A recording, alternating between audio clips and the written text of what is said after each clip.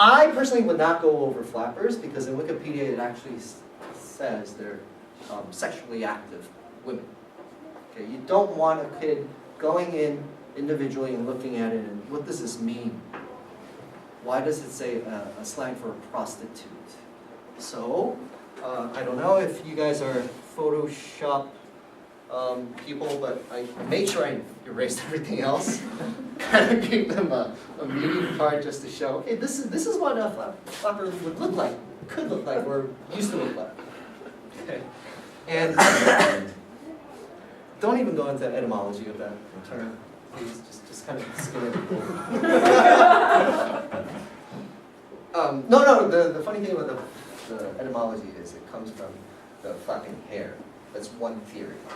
Or it's been used as a slang for a prostitute since the 1600s. But I wouldn't go into detail about that. It's not important. I think understanding what a flapper would look like is important. That's it. Now, here is the main overall motif. Old money versus new money, right? In Gatsby, who's the old money? Or who are? Buchanans, yes. Daisy and Tom, right? Now, who's the new money? Obviously. Gatsby, who has the lavish parties and who have moths coming in every Saturday night. I believe it was every night, maybe? Now, that's where I use this personally, just so that to help you guys contextualize. If you're not, I mean, all of us know. So the difference is inheritance versus newly made money. Now, in Korea, you can help them contextualize. Hopefully, they would understand if you just say this. North of the river, south of the river. That will just, bam, click on it. Why? Does anyone know the context behind that, or the subtext? What that means? North is old money. Yeah. They hate each other, don't they? South, Gangnam area would be the south. North would be where the, I guess, Blue House would be. That's where the old money lies. There's where, does anyone, do you guys know Jeon Do-han? Or the old, okay, that's the old president in Korea in this 80s. He was a tyrant, but he is one of the, he's infamously known to collect tax dollars and keep it for himself. So this is how you contextualize and conceptualize for them, what an old money and new money is. Or of course you can use something personally comfortable for yourself. After you're done with this, of course, you could deal it two ways. You can make them do the research, or you could offer an explanation first or an example, and try to elicit from them what they could possibly think it might mean. Because out of this, again, I would just choose three. Ivy League, maybe. Right? But I'm sure they're going to know what this is. Prohibition is what I would personally hit. Not the flappers, prohibition. Old money, new money, I just added here. And maybe the fashion. That's where you utilize the media. Now, Blitz program now is, I think, interesting for me personally because now I have the tablet to show videos on YouTube.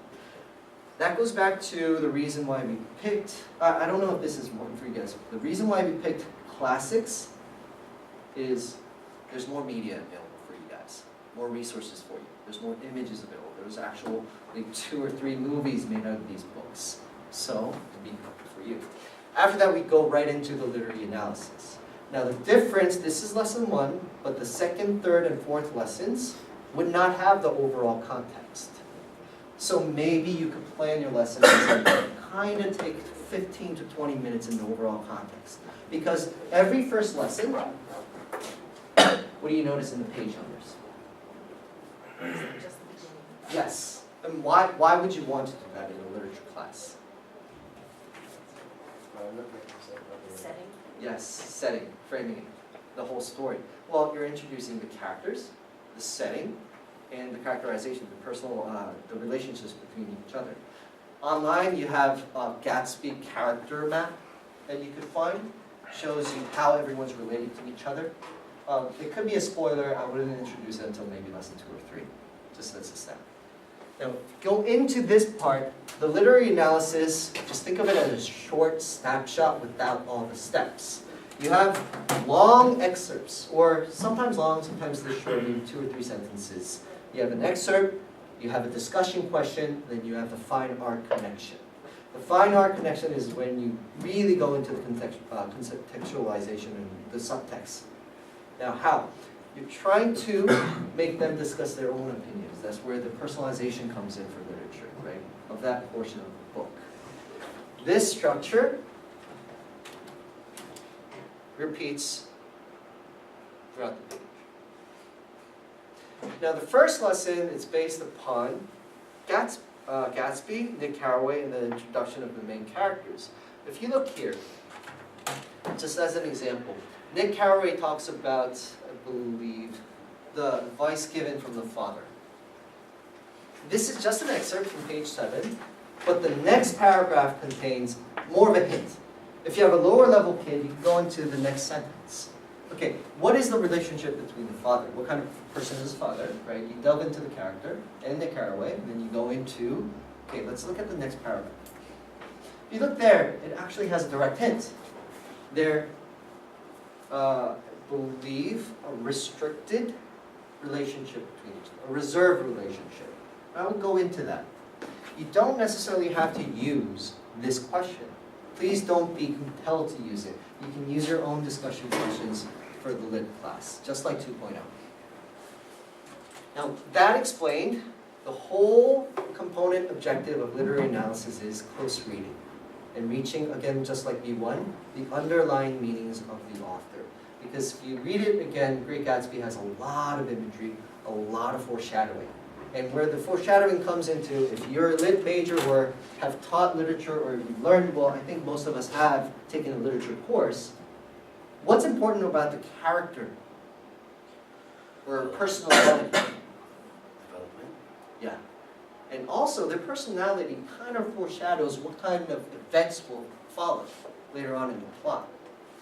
Now, if you look at Nick Carraway, he's a war veteran, right? Comes from, and he wants society to be in uniform because he's used to that. He's more of a reserved person who doesn't really talk. And he even mentions that people come up to him and trust him to keep his lie, keep their secrets. What you could get out of that context is that, okay, later on maybe it foreshadows what might happen between the others. Now, an abnormal person in this book would be who? Everyone, but there's one that just sticks out. Abnormal, aboriginal, no, sorry. the most original character, and it's named after him. Yeah. He's the one he believes that achieving love will make him eternally happy. And which is also another theme, right? Hope, infinite hope. And Nick Carraway even gives it away. He is reserved because he has infinite hope. So those are things that you could talk about with the upper level kids, the more proficient ones, the well-versed ones. The lower level kids, maybe you should just try to introduce these characters. Right? Now, that goes on in literary analysis. There's one thing that we changed. In the segment guide, you should see literary skills or the techniques not at the end of the context or the subtext. It's actually integrated into it. Now, they are writing-based literary techniques. So, for example, characters, settings, making personified. Why? Because, again, remember, until week 13, everything's all writing. It's all writing. You want them to build a narrative way or descriptive way of writing something. And that comes from these literature, I guess, these literatures. If you look here, you won't have a separate page. However, if you look, I kind of posted something on Google Plus, just to kind of prep people. Nathan, I believe you liked it. You look at it, something's odd here, or plussed it, I don't know the terminology. You look here, something's off, a little off, you really look closely. This section we talk about the traits of Gatsby, right? That's where you introduce characters. If you look here, compared to the other bolded sentences, this is underlined. If you click this or tap this, it should pop up the literary lesson. I think this makes more sense. To be quite frank, rather than referencing the back page right before the project, going back and forth, this makes more sense. This shows up everywhere else. Wherever it's relevant, wherever you're talking about character, this literary lesson will come up. Now, if we want to talk about this again, go to the next page of the literary analysis component, where you're talking about the setting. Now, the West egg is being introduced, the East and the West where the old money will come in. Again, if you notice here, let's say you skipped the character traits earlier, you can reference it again. This is where maybe you could introduce it. It's really up to you. Introduce it first or introduce it later once you frame what a character is. Go to the setting, there's another part here. There's another underline. Gatsby's mentioned. What literary lesson would be introduced here? Writing specific. Setting? Yeah. So again, you have that. It's resource. You can use all these resources for this. I don't know if you want to use the media cards for this part because I think the first thing you notice as I've been changing the pages, there's a lot of words, a lot of text. One complaint actually going back to feedback that we received about the new L programs is there's so many excerpts. Why would a kid need to read? Right? It's all in the workbook. However, let's go back to what I mentioned earlier. This is just a base. You can always reference the other paragraphs, which should give you more hints. That's how you approach literature. Basically, close reading, this section, this component, is where you help them visualize and imagine. Has anyone read Lord of the Rings here? Of course. Actual book, okay. And you've watched Peter Jackson, the actual book, yes. Yeah. In the book, and who's watched the movie? Tell me something about Sauron's eye. It's like a cat's eye. But is that an actual tower in the book? What? Fire door? This is in Peter Jackson's, I guess, visualization of the book. Does he has a tower with the eye looking around, right? Trying to, or the all over overseeing eye. But in the book, is it an actual physical tower with an eye? No, it's just a metaphor. Right? What you're trying to do is help them interpret literature. I think that's where close reading comes in. Gatsby, there's tons of subtexts in there. It's your choice to choose which ones. Do not be, again, restrained to use all this. You might not have time to go through all these pages. Although it is 10 pages, the workbook, you might not have time because if you want to go into deep discussion about one particular type of subtext, as long as you're achieving, for the first lesson, the character and the setting part, you should be set. No matter what you use. Next part is the project. This is where it's different for first, second, third, and fourth lesson of each lesson. The reason why I have this on top here is if you look at the portfolio section, which is the project, you always have the writing workshop starting. This will start off the project part. The writing workshop, here, you can utilize the media library, but this is where they read one passage, a passage from the book. What they're doing is trying to, again, textualize, okay, so that they can kind of get a sense of what they should be writing, or they're just writing their opinions. After the writing workshop, which repeats different content, of course, different writing skills every lesson, they go into the first and second lesson of each book. It's a close reading. The type will be close reading.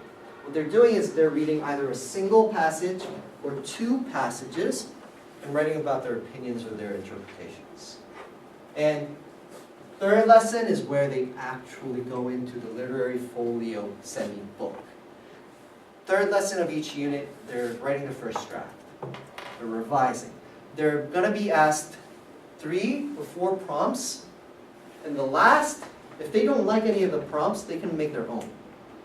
So in the literary portfolio, it's very structured, so you can just follow the pages. And that should help them. Now, lesson 4 is when they compose the final draft. So you would have, in the end, by week 13, hopefully, 3 types of essays. Now, the first 2 are critical essays, the last one is comparative. The comparative essay is because if you go back to 2.0 Masters, what again did you do in week 13? Presentation.